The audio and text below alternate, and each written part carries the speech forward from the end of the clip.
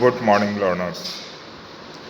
Today we are going to learn about what makes India a federal country. Children, see, in last video we had covered the definition of federalism. We have also learnt about what were the general features of federalism. In today's video, I am going to introduce you about what makes India a federal country. Children, see, India is an independent nation. India is a republic also. Republic simply means a nation which is having its own constitution. Constitution means set of instruction according to which country's government is ruling, country's governance goes. All those sets of all those set of instructions would be referred as constitution. Okay, so our constitution has adopted federalism as a principle. Now there are some certain features of Indian federalism, okay, which make it unique, and out of them the first and foremost feature is division of powers. The first and foremost feature of Indian federalism is division of powers. Children, see, in Indian constitution itself, powers has been divided of the different tiers of government. In last chapter, power sharing, you have studied that India do have the horizontal form of power sharing also, vertical form of power sharing also. So children, when we talk of the vertical form of power sharing, you know there are central government, the government for the whole nation. Then there are state governments for a state state special, there is a state government. So in constitution, to maintain the federal structure successful, the powers, the jurisdictions of central government or state governments have been divided proper way. Before I start, I want to tell you the meaning of jurisdiction. Jurisdiction simply refers to working area. The responsibility area is called jurisdiction. Okay. So, children, the central government's working area has been defined under the title of Union List. Means all those particular topics, all those particular subjects, all those particular laws which should remain throughout the nation as same would be put under the list of Union List, under the title of Union List. It could be also called National List. It could also be referred as Central List. So all those particular subjects which have been mentioned under the title of Union List would be of the national importance. For example, defense, for example, currency, for example, banking laws, for example, insurance, okay, foreign policies. All these particular matters would be dealt by union government, central government, or the government for the whole country. Is it okay? Clear? States would not have any kind of interference in it. Clear? So this is the Union List. Okay, it is having around 97 to 99 subjects. Why I'm saying 97 to 99, children? Because sometimes, you know, after some time I'll be letting you know that there is a shift of a topic from Union List to the State List, or likewise a State List issue could be shifted from State List to Union List. Depends on the parliamentary needs, depends on the parliamentary provisions. Okay, depends on the response to time. Clear? So 97 to 99 subjects, around 97 to 99 subjects have been enlisted under the Union List. Clear? Okay. Now we move to the next list, that is called state list. as you discussed in the nationalist, as we discussed in the nationalist, that all those topics which are of national importance, they have been put under the title of union list, and the only central government would have power to make laws regarding this. Likewise, in the state list, there would be the topics which are to be dealt by state governments. You know, in present date, there are 28 states in India. Okay, recently Jammu Kashmir lost its statehood and it has been made a UT, you know. Okay, so 28 states are there at present, right? So all these states have been provided some certain topics. Around 62 to 66 subjects are there which have been given to the states. States can make laws regarding these. These, especially state laws, may differ from one another. Okay, for example, I'll let you know that that the land measurement type of thing. Okay, uh, in Rajasthan, the land measurement policy could be a little bit different from UP. Okay, likewise, you know, there are some cultural differences in the different regions, is it?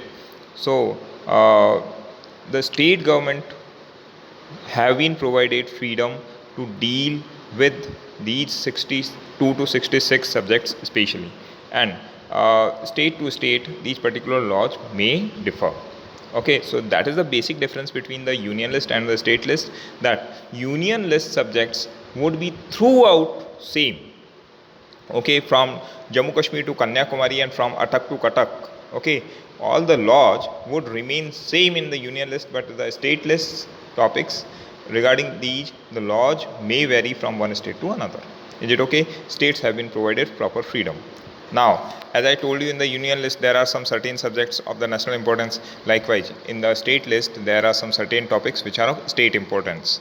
May it be agriculture, may it be cultural issues, may it be the land measurements, may it be the fishing, or the coastal region, or the what we say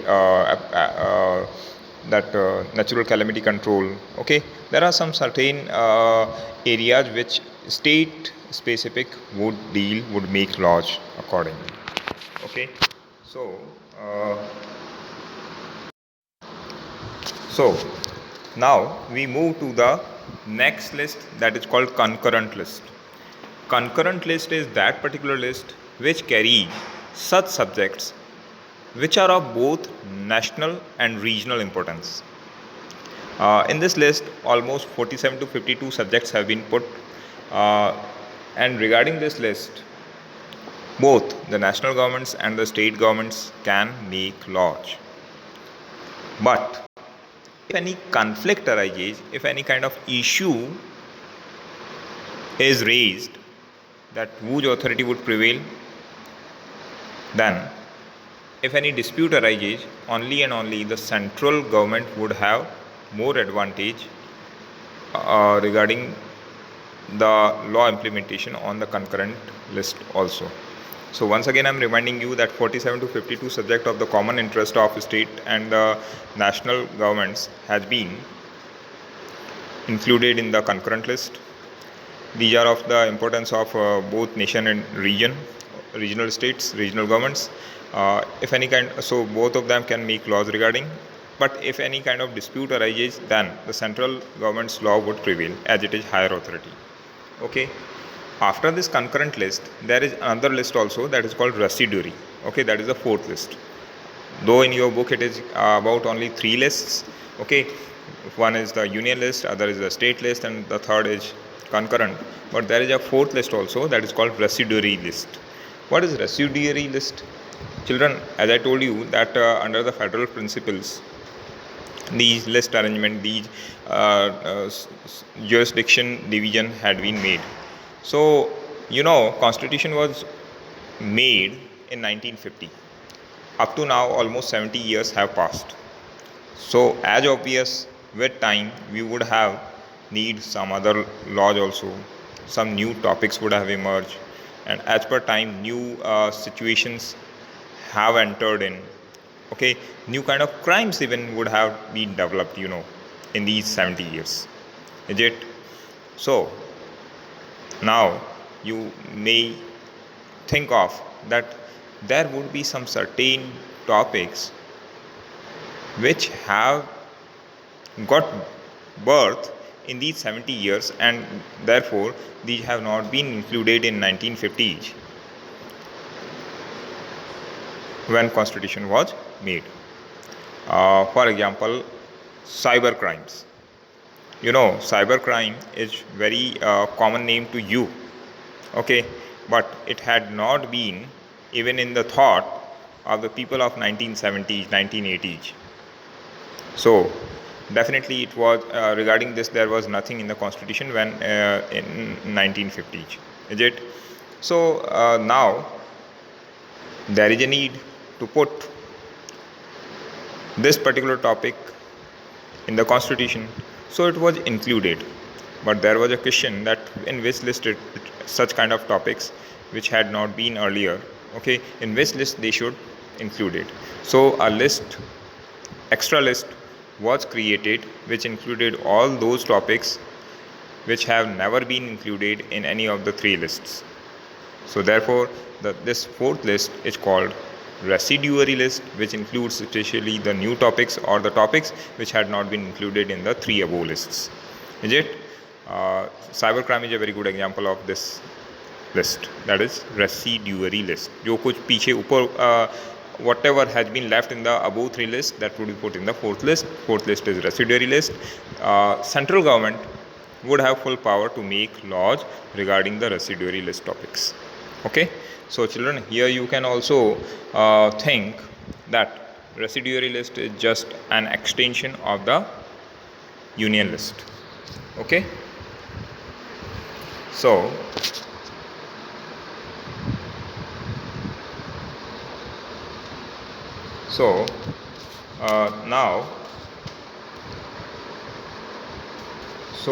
now we move to the next thing, that is the another feature of Indian federalism, that is creation of linguistic state. So first feature of Indian federalism, or first method through which Indian federalism is practiced, was division of powers. As I told you that under the title of division of powers, three different lists have been created. One is for the entire nation, other is for the region specific, and the third one is of the common interest. The third one is of the common interest, and the fourth one is whatever has been left in the three lists would be put in the fourth list. So this was to be completed under the division of powers. That was the first and foremost feature of Indian federalism. Now we move to the second aspect of this. Second aspect is creation of linguistic states.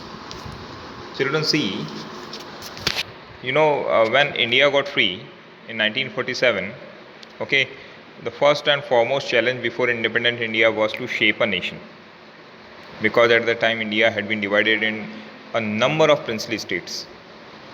Okay, so finally the first Home Minister Sardar Patel did a very hard work to integrate all these princely states in Indian Union, and around 1956 the country was almost unified. Around 14 to 15 states were there in those times. Now you see 28 states. So what has happened? What has happened? Have we acquired new territory? No, not at all. So why the states number has just been doubled? How?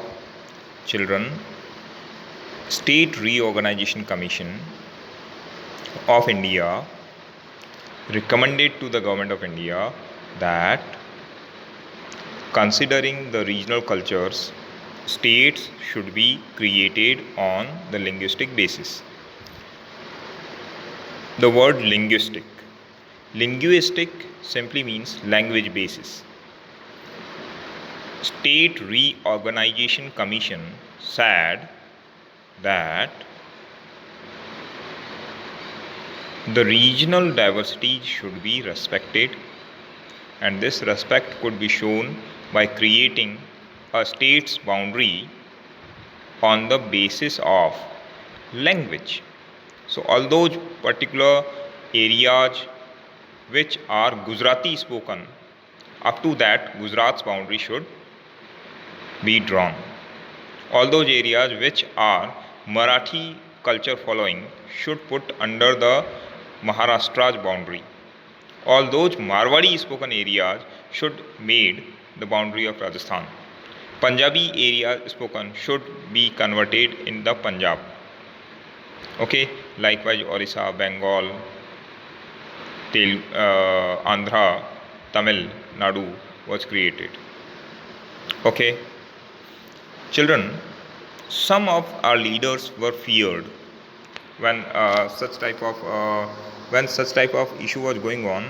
During that, some of our leaders thought that this could further lead to tensions, further lead to conflicts. They were thinking that people would be giving more importance to their regional culture and it would lead conflict between the two states. But fortunately, this fear did not come true. After the creation of states on the linguistic basis, country has become a more settled one. You see, nowadays Gujarat is satisfied with all the Gujarati spoken areas under it, likewise Maharashtra, likewise Andhra, likewise Karnataka, likewise Rajasthan, and likewise others. They are dealing with their regional issues easy way. They are solving their cultural issues, regional issues, geographical problems very proper way. And if we leave some of only one or two conflicts, almost all of India has become more settled one, more democratic one, and more attached with the central government. If you see present day of India, it looks like a garland in which different kind of flowers are there. Okay, so creation of linguistic state has made it more attached as a nation, has attached states permanently with a peaceful type of environment, and they are practicing the democratic type of practices with peaceful methods, and this has brought a kind of peace and better handling towards the regional diversity. So creation of linguistic state proved very successful effort of Indian federalism. So children, as I told you, the first effort of Indian federal practice was the division of powers that we discussed in 3 lists. Second effort in which India practiced federalism is the creation of linguistic state. Okay, that too has been very successful. Okay, here I want to let you know, children, that most of the reorganization of the nation or most of the state creation has done, but till date there are some areas which still do demand for creation of themselves, or which do want to be separate from the present day existing state. Central government think over their demand, do consider their claim, do think that how genuine they are, and these particular cases, if they are genuine, if they are really what they are claiming, if they are exact on their claim, if they are saying right, it would be considered. Okay, because we are a democratic country, and in a democratic country, fulfilling aspirations of people would be the first priority. is it? Harit Pradesh of UP, Saurashtra region of Gujarat, Vidarbha region of Maharashtra do still demand to be creation of separate state. Lastly, Telangana's demand was satisfied, you know. Now we move to the next feature of Indian federalism, that is the language policy. Children, you know, during the creation of parliament, during the creation of constitution,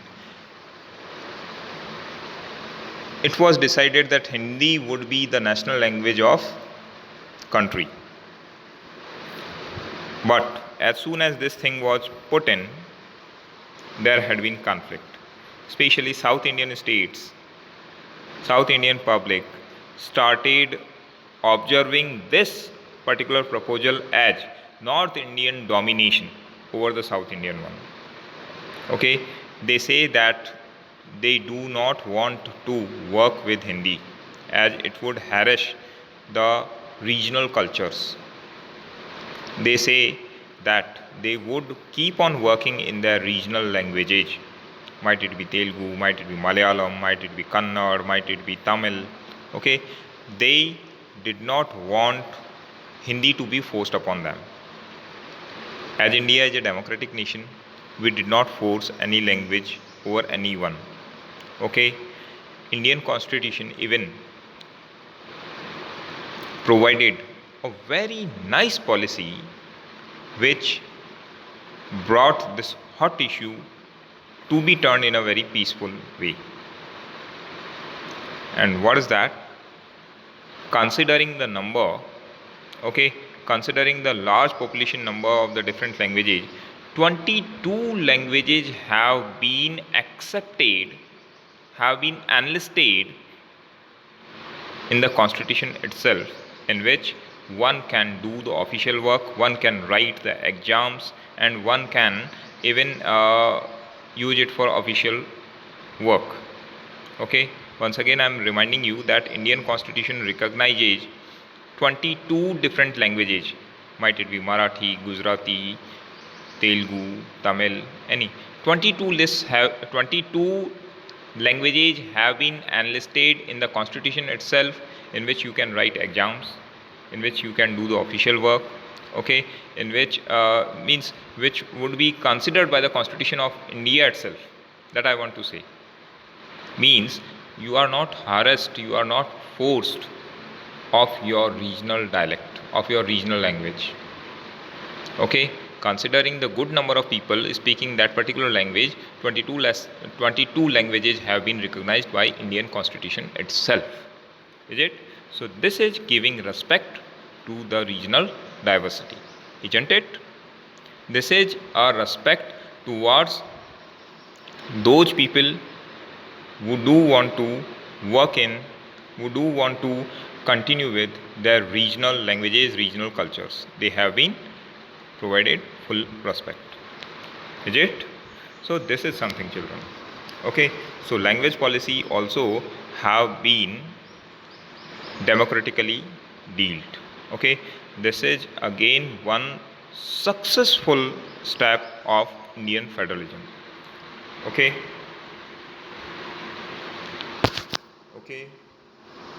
now the last and the most important feature of Indian federalism, Indian federal practice, is center-state relations.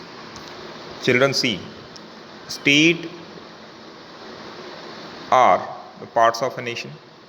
National government works as a monitoring body, as a coordinating body, as a linchpin between the different states. And central government also works on the national interests. Okay, you know, nature has not distributed all the resources to a one region. It has distributed some precious resources to particular region, so in others it have made it deficient, isn't it? For example, Assam is very good at tea production, so Rajasthan is present day very good at hydrocarbon resources availability. Punjab is very good at the agriculture producage. Okay, likewise Maharashtra is very good in industrial type of thing. So these particular regions who are very good in something but lack in some other, okay, should be balanced by the central government. Central government should work as a linchpin, as a connecting body between these different states, and should serve as a facilitator to seek the national interests. Okay, clear? You know, in geography lesson number 1 you would be studying about the resource planning. Okay, in that resource planning you would be studying the point number 5, that is the national development. The last point of resource planning is national development. What does that say? That say whatever resource be available in whatever part of country, that would be considered, that resource would be considered of the whole country. For example, hydrocarbon resources availability in the Badmer region of Rajasthan would not be only and only for Rajasthan. Rather, it would be considered the resource for whole of India. It would never happen that particular petroleum availability in Rajasthan would be availed, would be provided to only Rajasthanis. It should never happen. Otherwise, what would happen? Punjab would deny to provide its grain. Assam would also not allow its tea supply to the other areas. Jharkhand and Bihar would also deny their minerals to the other states. So in that case nobody would develop and everybody would have some or other kind of problem. So central government seeks the national development first thing. Okay, all round development of the nation is central government's duty. Okay, it tries to solve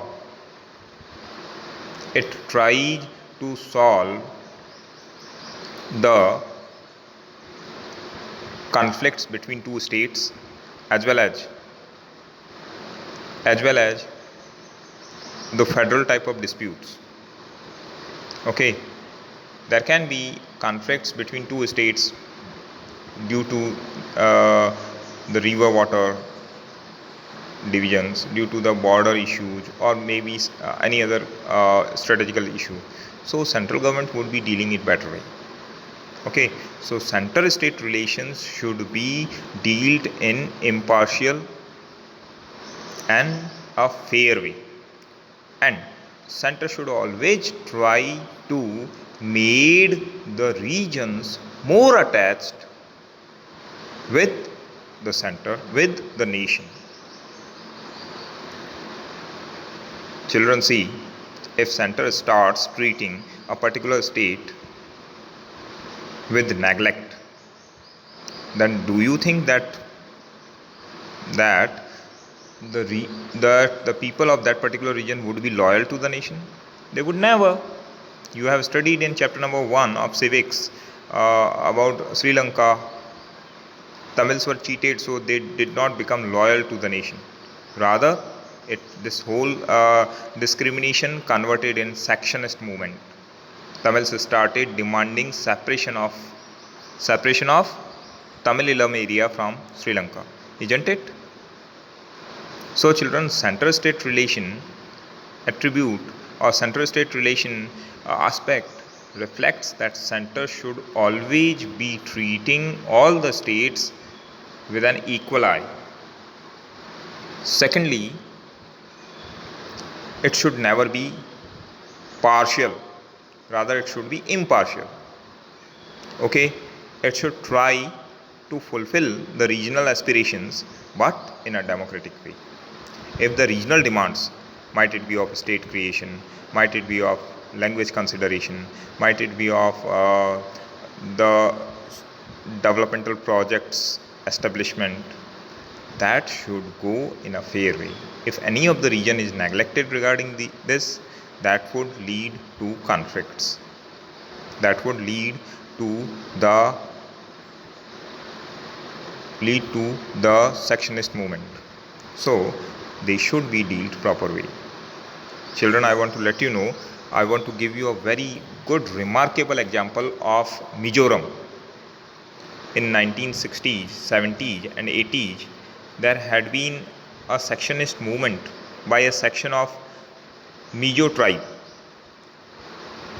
Up to that time, Mizo Hill area was under Assam state, and Assam government was not responding proper way to the Mizo people.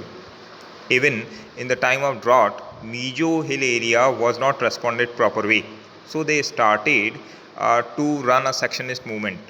They wanted to be free from India even. Okay, a well-educated Mizo person named as Lal Denga, okay, started a sectionist movement. He made his own army, who was in continuous fight with the central government.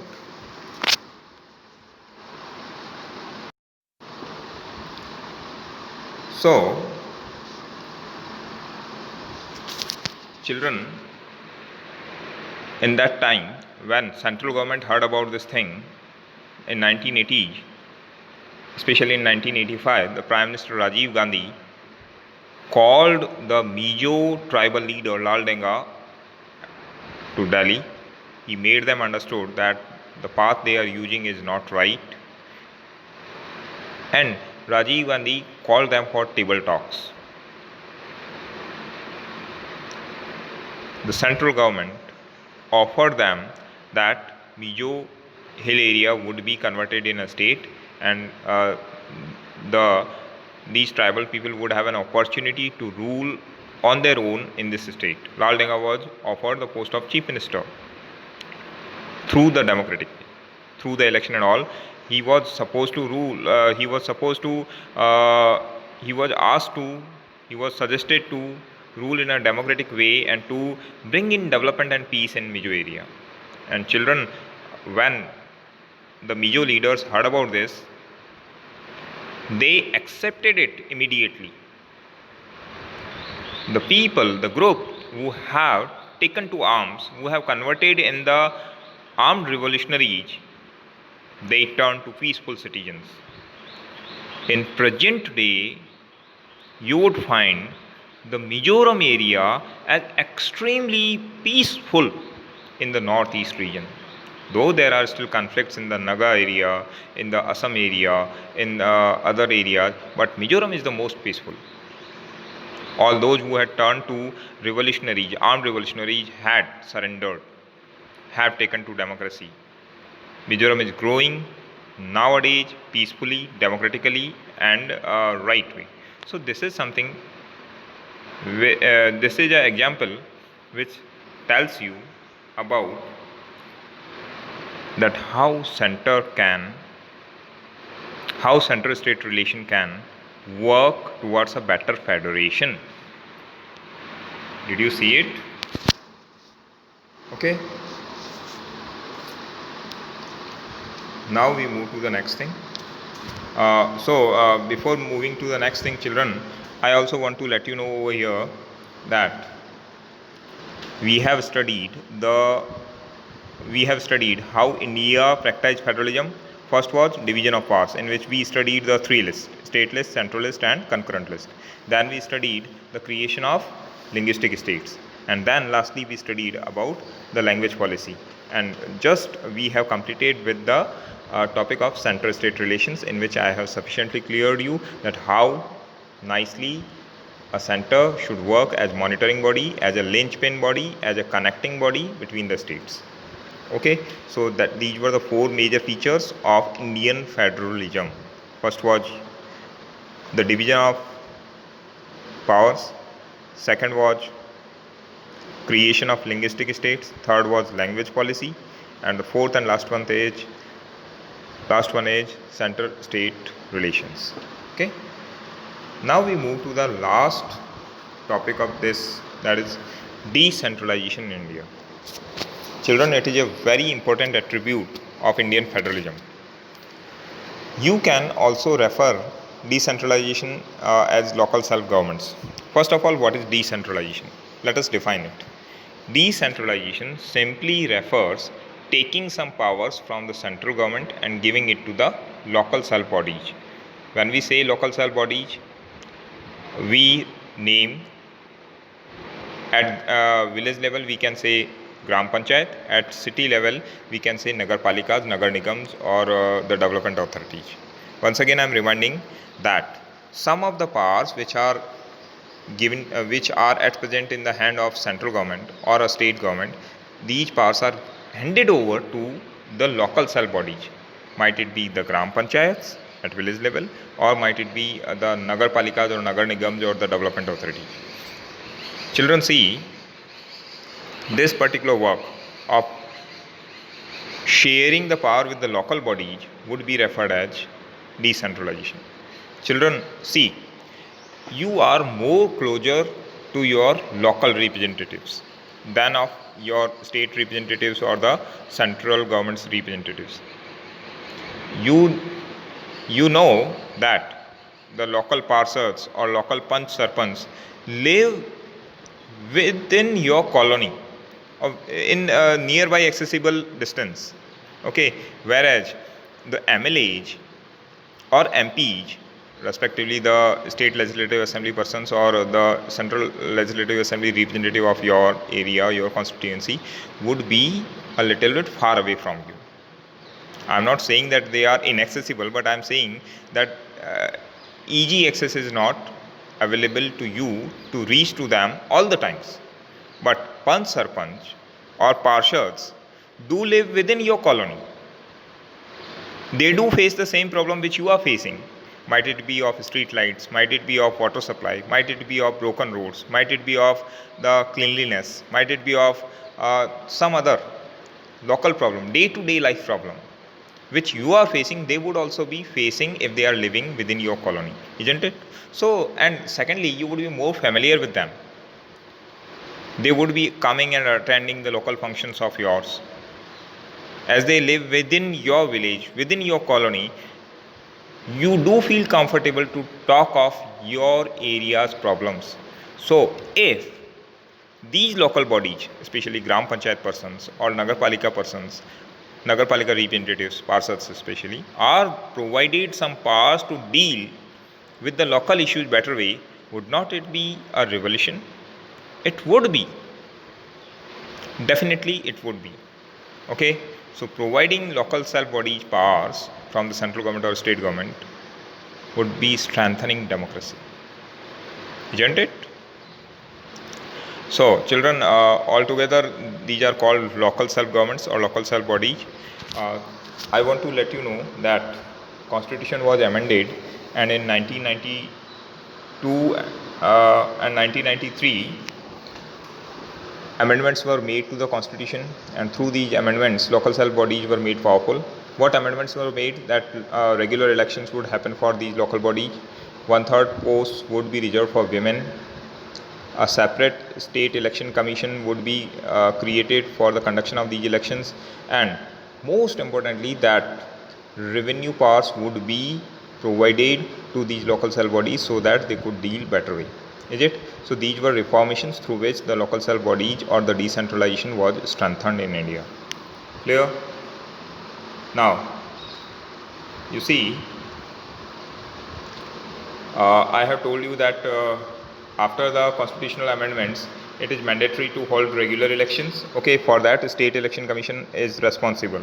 Secondly, state seats are reserved for SCs, STs, OBCs under these local self governments, and out of each category, may it be ST, may it be SC, may it be OBCs, or may it be minorities, or may it be generals, 1/3 seats would be reserved for women. Children, this has been done only and only at local self governments, and that's why you see maximum of the Panch, Sarpanch or Parshads as women. And this is a remarkable type of thing, children. We should be very proud, feeling proud of this particular aspect, that women, the half of the population, has been respected this way. Okay, now you see that an independent institution called the State Election Commission has been given responsibility of conducting election for the decentralization type of thing. The state government are required to share some powers, means I had told you that in a state list there are 62 to 67 subjects. So out of that state list, यानी 62 to 67 subjects. Out of 62 to 67 subjects, 29 subjects have been given to local self bodies. Parshads, Panch, Sarpanch would be able to work upon these 29 subjects especially. This has strengthened the local body extremely much. Okay, so this I have told you. So children, this was all about the decentralization, which has strengthened decentralization extremely much. Okay, with this we come to an end of this lesson. I hope you would have understood this lesson better way. Thank you everyone. We end our video over here. Thank you.